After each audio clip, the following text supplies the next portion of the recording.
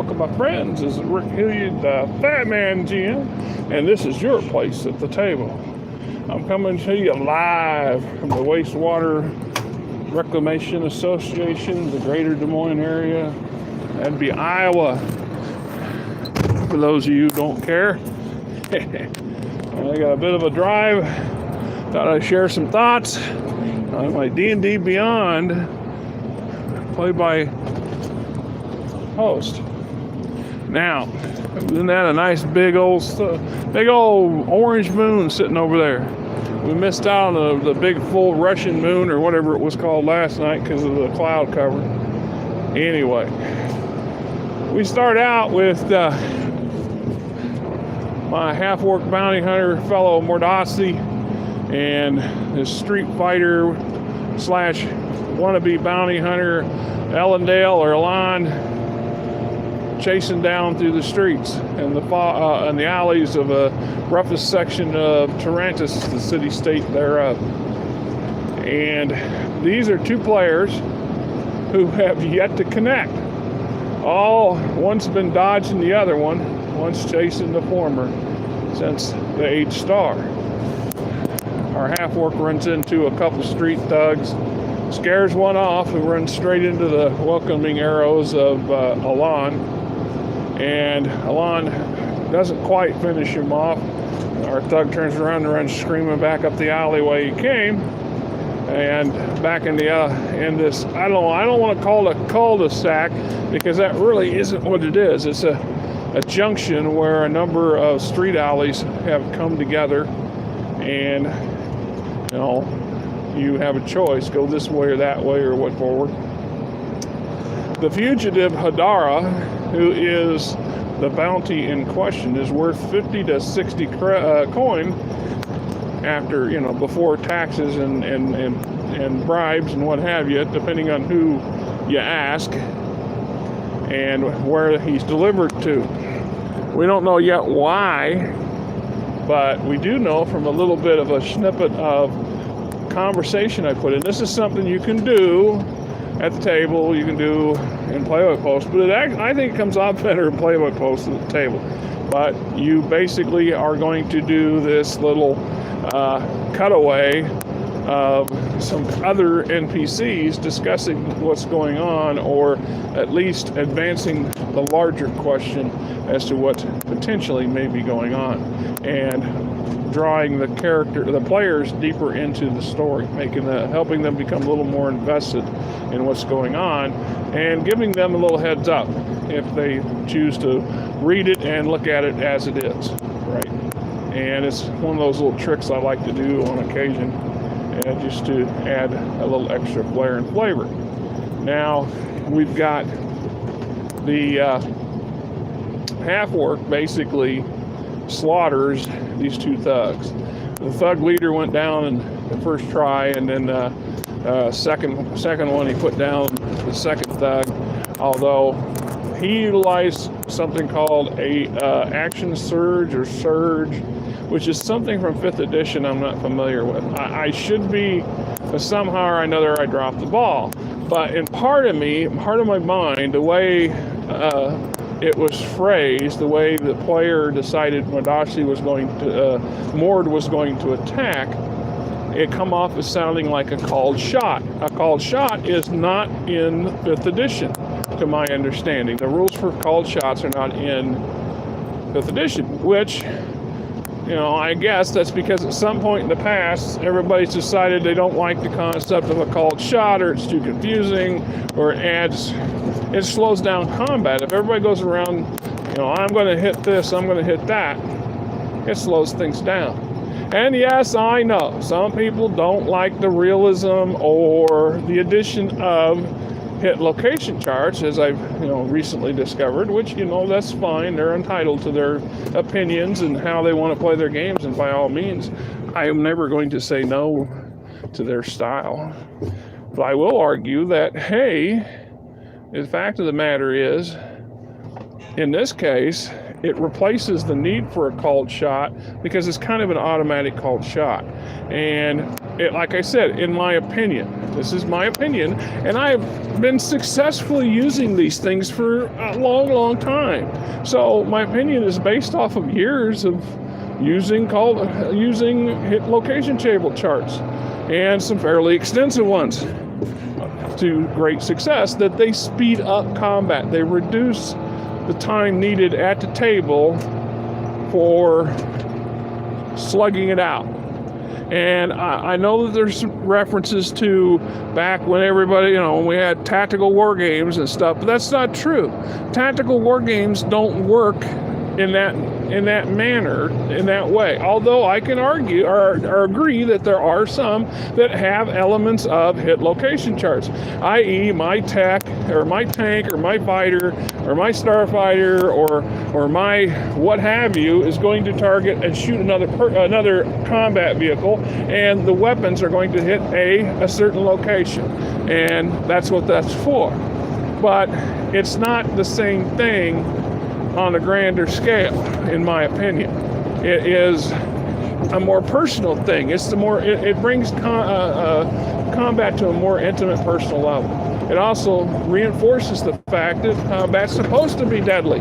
And there's been many discussions and arguments over the past 6 months on the VR Response Channel community that I'm a member of, and other places, about how somehow or another, we're talking AD&D here, Dungeons and Dragons, and nothing else, just Dungeons and Dragons, that over the generational change, that it's become harder and harder to kill off a character. Because the characters are somehow or another sacrosanct, however you pronounce that word, from having that option or that threat. That underlying threat. Oh, there's always a chance they might die. But no, we've gone to great lengths to make it so that don't happen. We don't want to put all the time and effort and cherished work into a character just to have the character die. Okay, maybe not. But from a literary standpoint, from the story, and I hear so many people going on about story-based games. I want to play a story-based game. I don't like all the extra rolls and all the extra mechanics. Well, ma'am, sir, this is what Play-By-Post is good for. I am playing and running a story-based game where the actual need for rolls is minimal. And as a GM, I can often roll for the player for certain types of rolls because, frankly, those rolls are outside the venue of the player in the first place. At least that was the intention of that back in the day. Now, like everything else, perhaps that's been changed, so it's player friendly, and we no longer have to, we have to cater more to that side of things. I don't know. I can't make a judgment call on that one way or another, to be honest. I have my opinions that are pretty deep-seated, and I can be moved. I can approach things with an open mind, and I have, and I will, because that's the nature of the Fat Man. So, from a perspective here, I'm just saying, Mordasi was able to swing. I used the hit location chart, and he not only hit his target, but he hit, according to the hit location, he hit him in a vulnerable area and did extra damage. His follow-up shot was on another character. What's going on here? Got a car in the ditch. Sure do. Just saying, roads are not that bad out there, folks. You're just driving like maniacs or what? Or maybe they're out there trying to get it out of the ditch from last night, because last night we had another snow front move through, and it didn't do as much snow as what they said it was gonna, but we're up to 39 or 38 inches of snow in a month, which is approaching a record for Iowa, period, my understanding. Obviously not for other places in the country, but for here it's pretty daunting. I haven't seen this much snow in quite a while, to be honest. It's all good. So I have the Fat Man has a snowblower. Just saying. Thanks, Dad. Thanks for, buying that thing and letting it survive through that storage hell that the garage became, and for my ability to take it home and keep it, and make good use of it. for with another generation, right? Maybe I'll pass it on to my daughter or somebody when the time comes, or they'll just inherit it when I'm dead. Anyway, so we talk about the value of this sort of thing, and I don't want to get off on a tangent on it, so because I've already railed on it enough, I guess. And we have another situation. What's going on around here? Oh, that might. Yeah. Well, we will soon find out. But so Mordasi basically puts this fellow down in two combat rounds. And when a player texted me back or posted me back confused by what had happened because he wasn't familiar with, okay, are we not getting through here today or what? That's a nice little nasty ditch here going on. All right.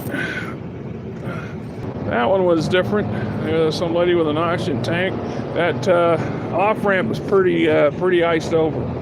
And we had two cars, and one pulled over helping, and then the police. So, just reminded me to be a little more cautious on my trip here, because we had a lot of melt off today. The temperature got up to 36. So now the temp's dropping again. A lot of that stuff is going to be icing up and icing over. So, kind of the challenges, right? Just like the challenges of playing a play-by-post or playing a game at the table or anything of that nature. So, the fact was the player was a bit confused by this, and in part that's my fault because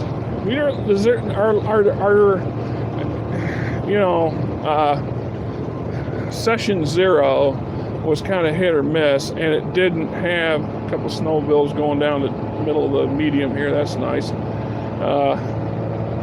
You guys could find a better place to be playing, I think, than this middle of the highway. Only maybe it's not an Iowa thing. I suppose it's more from Minnesota and stuff.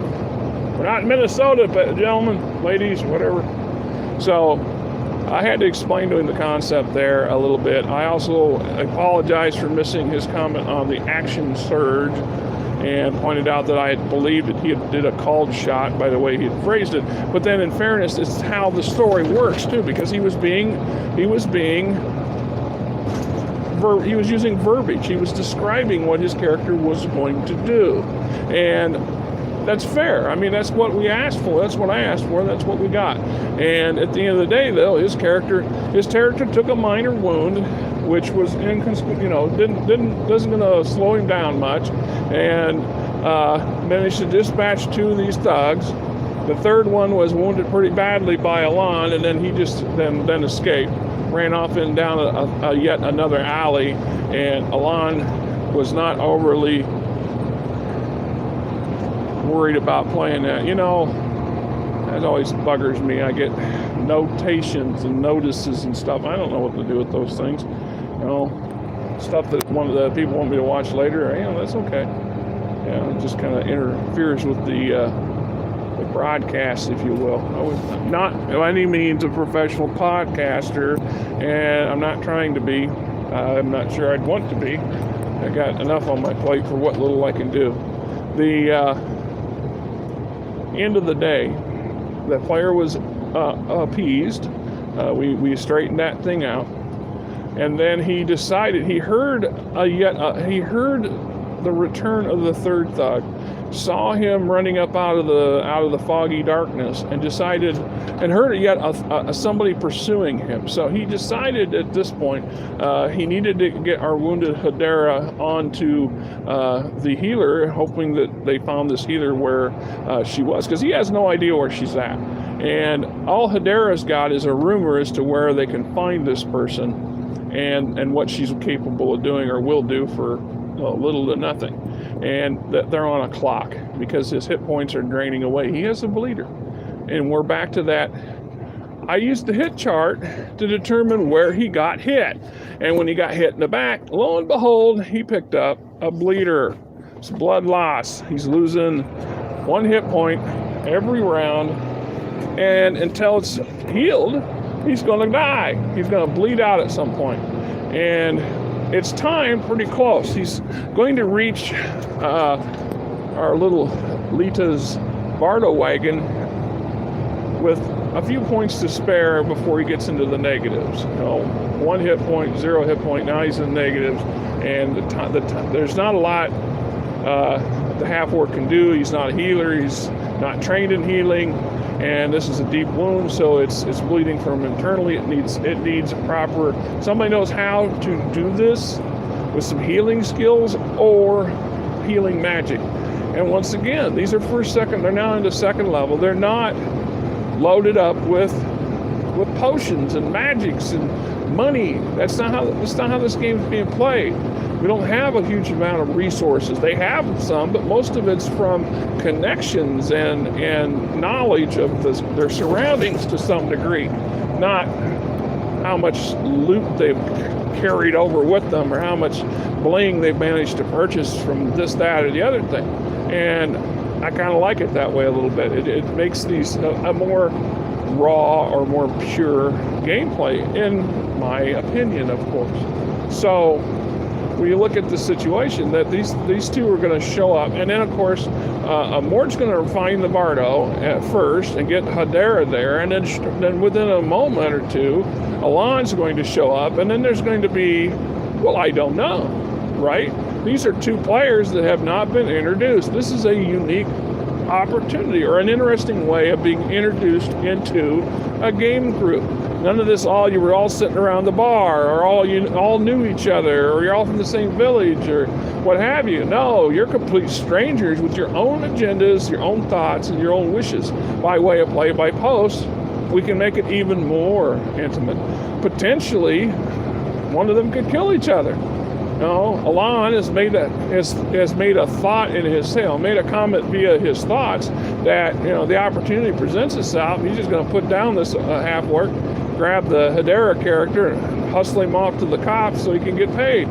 There's a 25 gold piece reward for him if he turns him over to the guards, the city guard. So, that's a lot of loot for a low-level character. And meanwhile, the player is aware who the other player's character is. They established all that very early. So part of DnD Beyond's post system allows for public thread and for personal threads. They also have a public thread forum, which if you went to the DnD Beyond and you looked up the play-by-post forum and you searched Rick Hilliard or Lost Quest, you would come up with my little site, and in the open channel, if you will, the open dialogue box, I am posting basically completed sub-chapters of each character's perspective. So Lita's story continues, Mord's story continues, kind of thing. And you can read it, follow it, yell at me about it, laugh at it, flip me off, I don't know. I'm just saying that's another way to go and see what I'm talking about. Go read it. There's a bit of a goofy spot of highway. We're going to slow down a hair. Do what we can do. Stay alive and get our job done for the night. Missed too many jobs with these weather. The last 3 weeks has really played havoc with the paychecks. We're still surviving. We're still getting by, but that overtime's a nice thing, and I hate missing it. I am catching up, which means like the next couple of weeks are going to be pretty thick unless the weather goes south again, and they're talking snow again Friday night here, Saturday morning. I have an all-night job that night because that was one we were supposed to do 2 weeks ago, but couldn't get it done because of the weather. Okay. Anyway, so on the other side, a investigation.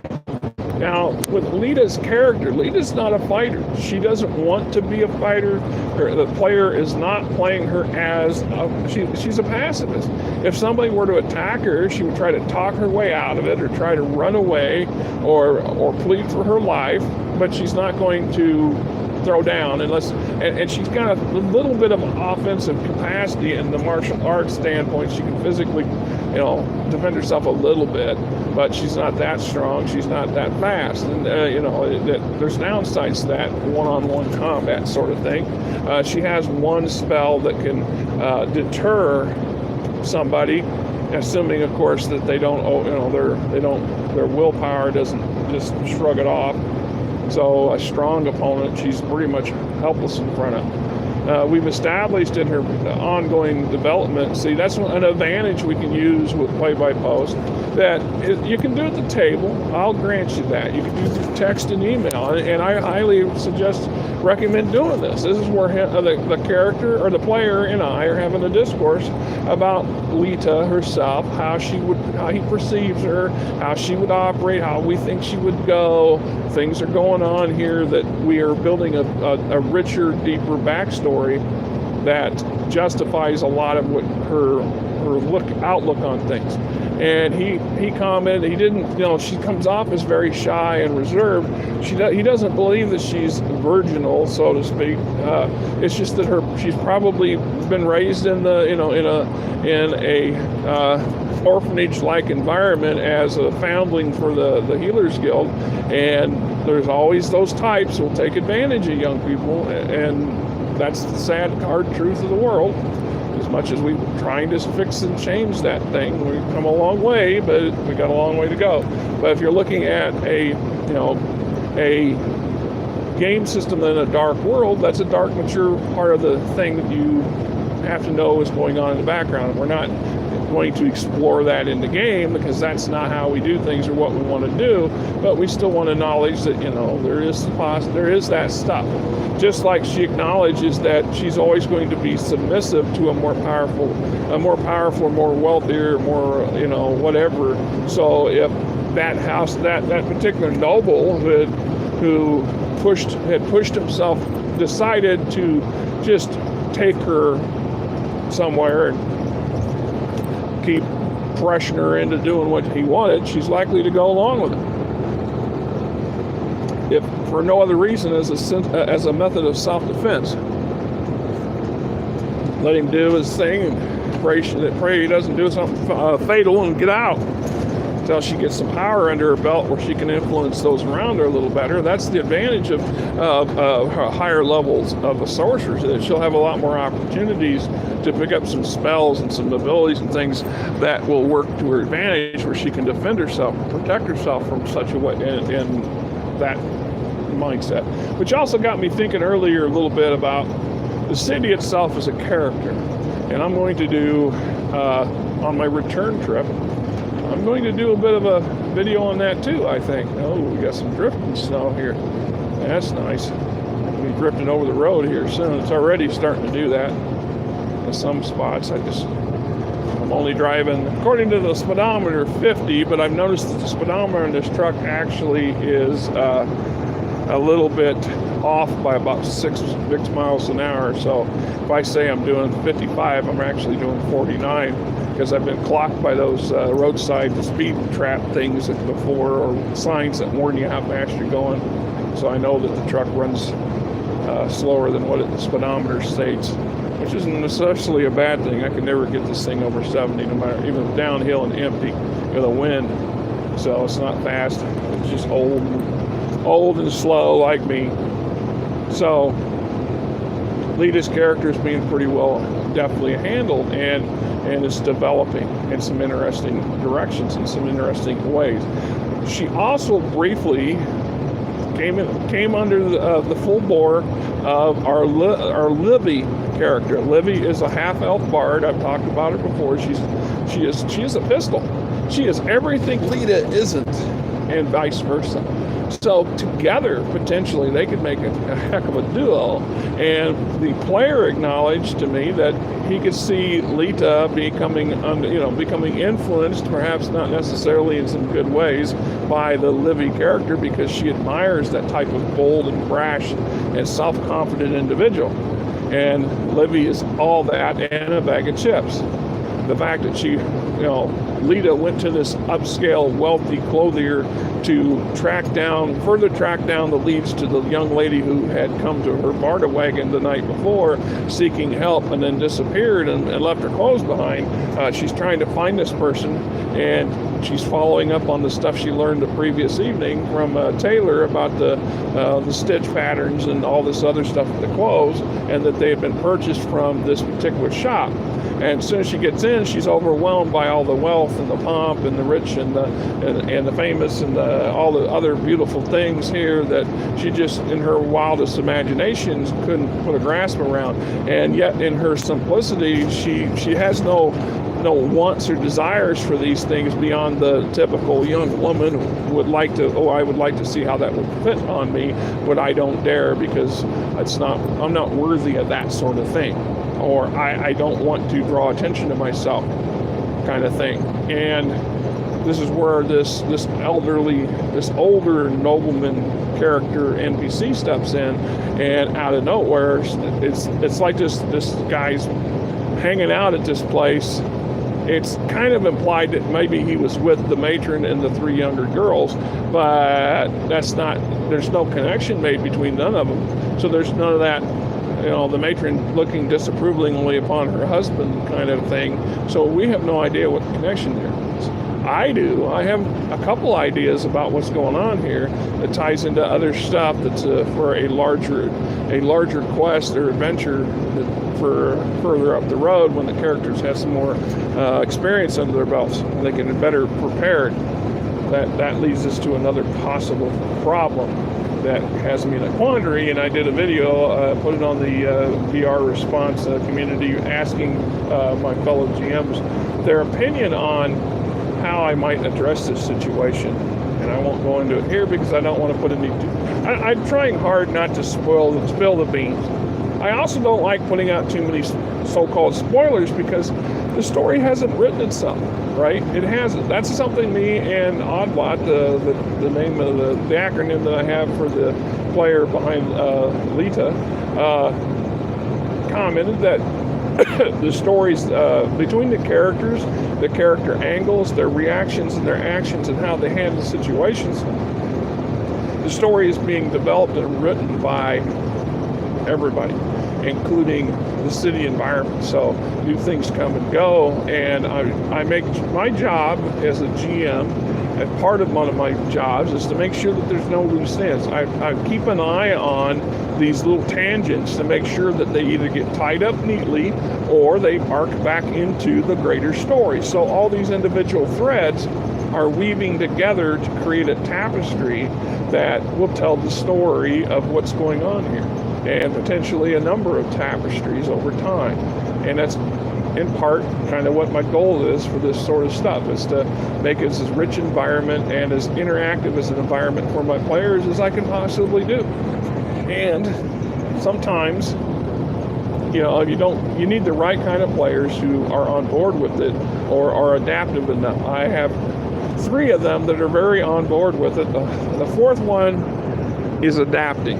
He's either going to continue into it or he isn't, and his reactions and story, his bits and stuff are much more lesser than the other 3. And that's not always a bad thing because, not everybody is a talkative yahoo like myself. I mean, being honest, truthful, and acknowledging that fact. So when Lita finds herself in this store and she's being pressured to put on these magic slippers, they're way too much value, too expensive for her, and she's not worthy of them, and she doesn't want to soil them with her common blood and blah blah blah. But she's also wary of the intentions of this older nobleman. What's he really up to? What's he want? What's he trying to achieve here? What's his purpose? Is he just toying with her? Is there some other alternate thing going on in the background? So here we gotta slow down again on that stretch. A nice long dry stretch back there, and they start pick up speed and run across this stuff. You can see some of it there in the video, I'm assuming. So she's trying hard. She doesn't want to end up with a bunch of bling, because her character type wouldn't keep it. Her character type would see it as disposable income, and thus would do just that. There's too many needy people in the world, in the universe, or in the world that need help, and they need money, and it would be shameful for her, unless somehow or another it's gifted to her in such a way that she accepts it as a useful tool to further her own agenda, right? And that's part of the thing. Each one of these players has developed an agenda, and their characters are showing that agenda, and it doesn't always jive with the others. And it means they have their own personalities, their own wants and needs and wishes and drives. And I like this. I like this thicker story, this more storybook novel approach to this game. So Libby shows up.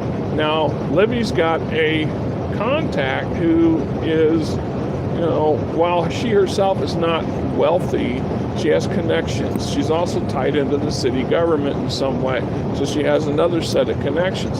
So she borrows a coach owned by another nobleman whose mistress, that's actually his mistress's coach, but the mistress is out of town. She went out to the provinces for a 5-day, so nobody's using the coach. And so why would Belina be able to borrow such a thing if there's not some kind of tie or some kind of connection? This other older raven-haired woman is a manipulator just like Libby, and she's a master manipulator. She's doing stuff on another level, and Libby craves to be in that circle.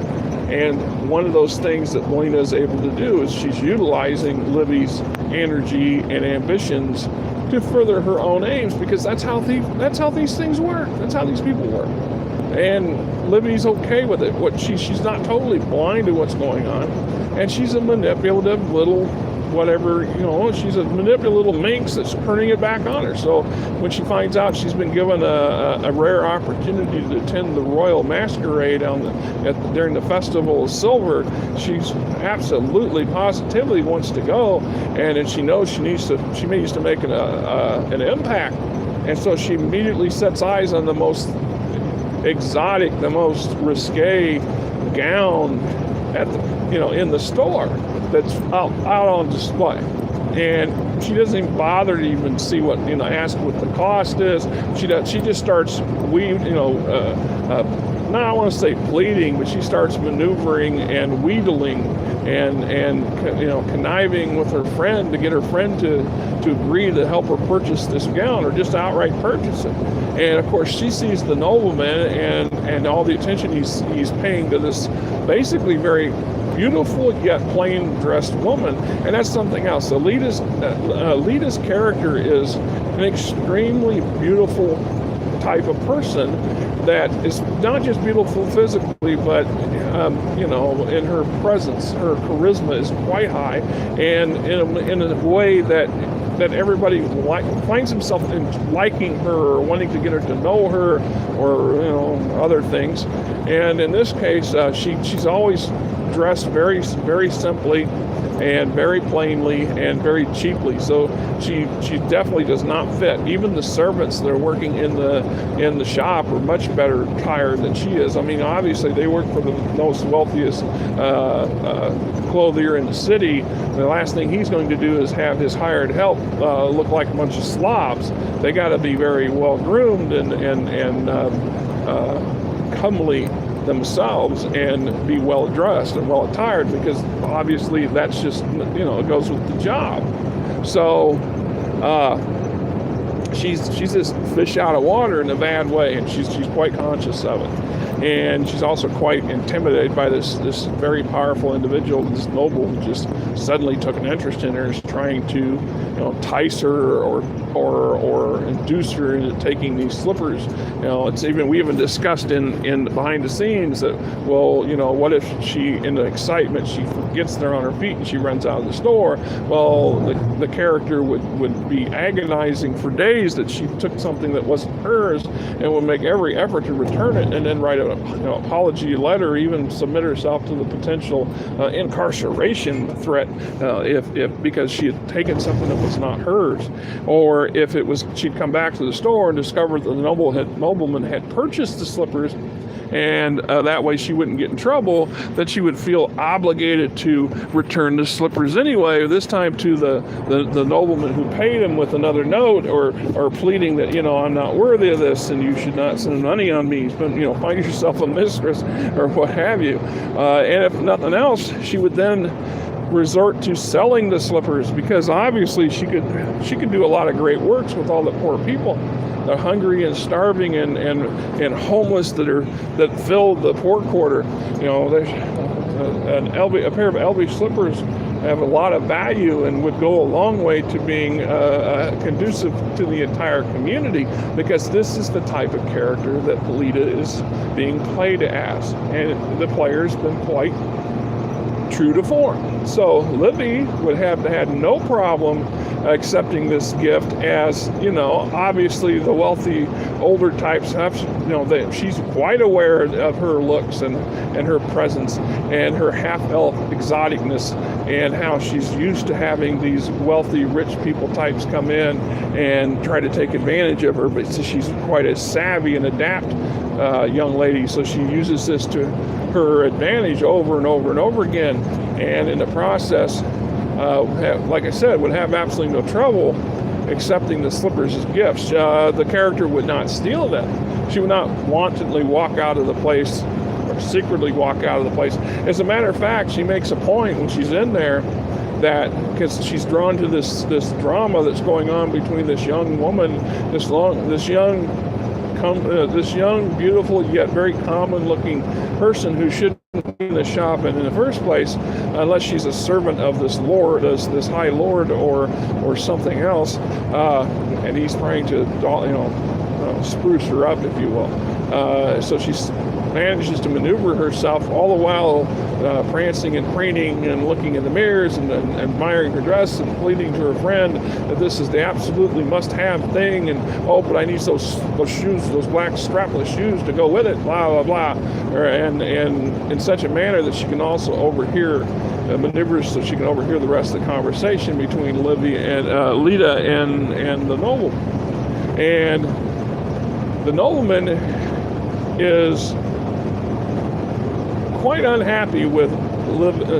He looks at Livy, and there's this look, this kind of soulless hunger that's burning inside this individual, that Livy immediately goes on guard. She does not like what she sees, does not like what she's sensing, and she fears for the young woman's life. And at the same time, she's kind of shocked by the sheer lack of emotion on this nobleman's face when this guy looks at her, because that's not the sort of stuff she's usually used to seeing. You know, lust and admiration or curiosity, you know, all that stuff she can accept and utilize it. She'll twist it and turn it and maneuver these individuals into providing her with the things she thinks she's entitled to or wants to have. But to see something like that, well, it really set her on guard. So during this brief distraction that Livy manages to generate, Lita takes the advantage to literally flee. She quietly but quite insistently bugs out. She does it in such a manner that the nobleman doesn't notice that she's left. She slips her feet out of the expensive slippers. She does not bother to retrieve her own simple shoes. She just flees on barefoot into the dark, into the foggy streets outside, and heads for home, which is fine, because we needed to segue her at some point. She's needed back at her market wagon to save Hadara, so the lads can get this fugitive to wherever they're going to get him to, and get paid and bring it into that particular quest within the store, and so we can move on to a bigger thing. It's also believed that this Hadara has some information about some stuff that may be further valuable or a need-to-know kind of thing, and somehow the half-orc needs to get it out of him, and Hadara sees no value if he's going to die to spill the beans. So if Hadara can be saved, then there's incentive there, and maybe a little more incentive applied by intimidation, for an intimidation role on the part of Mordasi to get that answer that he's seeking from this individual. You know, so we can go down that road too, and that's one of those. I don't know where this story's going yet, because we haven't a clue. And I have mapped out a certain degree. We're looking at an open sandbox arrangement here to some degree, although we have a slight I don't want to say a tight outline of what's to come next. I do have a working idea, and it's adjustable, because I don't know how the next player is going to act, and I don't know how the interactions are going to go, and so on and so forth. I also made it clearer to the players that by no means is this going to be a group back rub. You get into a point where all two or more of the players are in the same storyline. They stay in that storyline together, but not as a group. That way I have the opportunity to still see what's going on in their heads, make commentary, see things slightly different. And if not everybody sees or hears the same stuff, snow pushing up on the highway. I got to do some more plowing down here. Then, the opportunities for a richer game continues, in my opinion. But this is just how I want to run the game. And so far, everybody's on board. The advantage here is a little bit not unlike Game of Thrones, if we want to go that route. So, if for one reason or another a character dies, they die, and we do it in a poignant, dramatic way, so it continues the story, and the player can introduce a new character that can be then introduced into the group play without this, Fred just steps out of the woodwork. No, we're going to begin a new story weave, and that new character will be gradually brought into the group and interact with the group. I mean, I already have one player who's asked if there's a possibility of running a second character, and he's got enough time on his hands that I think we could pull it off. He wanted to know if I had the time to do it, and I have time and I don't have time. I make time when I need to make time. Oddly enough, I'm invested in this, which is much more than I can say some of my own personal projects that I'm still terribly procrastinating on, but it's got the brain juices flowing. It's got me interested in getting something that I tried to do with the Twilight 2000 story, but I just could not get all the players to work together. And there was too many variables there that didn't help. I was just hanging into G+, just starting to figure it out, then they shut it down. They started talking about shutting it down, so I didn't know what else to do. And I had a couple players that would just drag their feet about turning a response in. And if you're going to run a play-by-post, you got to have an understanding. Here's our turn point. Here's our deadline. And if you miss the deadline, we're going to work you out of the story. We're going to go around your character, and we're not going to just have that character tagging along as a ghost. And if you miss too many of those, that character's either going to disappear or get killed. Because, hey, that works for the story too. And if you come back later and you want to play again, well, then we'll debate about it and ask everybody to make a vote. And if they all agree on it, then you start back with a new character to a certain degree. But I'm not keen on people just creating and killing characters just so they can have the next thing, the next great thing, because they weren't happy with the first thing.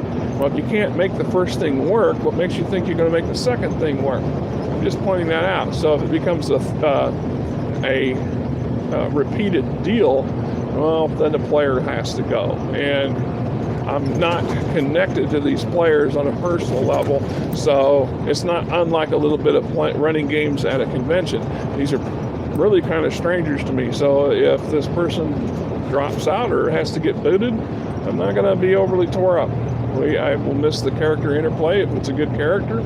I'll miss that input, but c'est la vie. I'll open up the play-by-post to recruit another player. That's one of those advantages DnD's platform, DnD Beyond its platform is providing that I didn't have in the past, with my other options in the last couple of years. And kind of reminds me of some of the stuff I used to do online with through American Online and chat room play. We were dealing with all the old text-based MMOs and things like that. If you're not familiar with those, I really don't want to go into great detail on it, but I spent a lot of time playing those to the detriment of my tabletop gaming, which is what it is. It's no different than people getting hooked on the video game stuff and then spending all their time with the video games. You can get so much out of those video games if you're not a very creative person.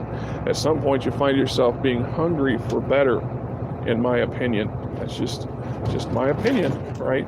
So, coming down to the wire here, I'm getting close to my destination, and I want to finish up with finishing Livy's situation.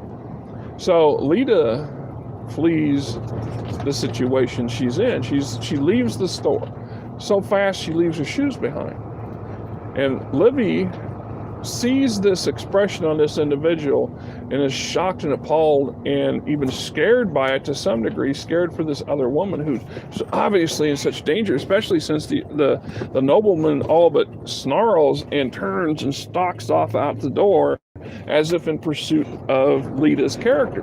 We don't know exactly what the nobleman was doing there in the first place, or that he's pursuing Lita. We don't know that, because I don't know if that's where the story's going to head. I got some ideas, but I don't want to toss too many spoilers out there, and I don't know what this character, this NPC is, whether it's just a piece to move the story along, or if there's something bigger going on there. But now Livy throws a hurried warning to her friend, rushes back to the dressing room, dresses, takes off the expensive gown and tosses it almost carelessly aside, because that's true to the Livy character. Grabs her own clothes, throws on the merest minimums, and then runs out the door clutching her bodice and her stockings and stuff, in her hands, because she doesn't want to waste no time. She doesn't want these people to get away before she can intervene, or at least try to help out. And now Livy's charged off into the dark, into this foggy, dark environment in pursuit of a very soulless, dark individual in this nobleman, and this young Lita character trying to figure out, where do we go from here next? And I don't know. I have ideas. I've asked for some opinions from my group, and hopefully I'll get some good stuff from them. And I got, because I've got a lot of old stuff in my head, and I'm looking for some fresh stuff too, and how to handle some situations. Look at the snow here. Well, hopefully the Hy-Vee folks have done a good job of plowing out the back here so I can get access to the door. Yeah, we'll have to go up the ramp. That's okay. I went up the ramp last time, so not too bad. Well, good. So, like I said, here in about 45 minutes, half hour, 45 minutes, probably closer to 45, I'm going to come back and do one more piece for the night, and this one will be discussing the color and flavor of the city itself, and how it is becoming a character and a vehicle of motivation for the players. And thank you for joining me. Until next time, this is Rook, and now I can figure out how to shut this thing off. We are going to try, and there we go.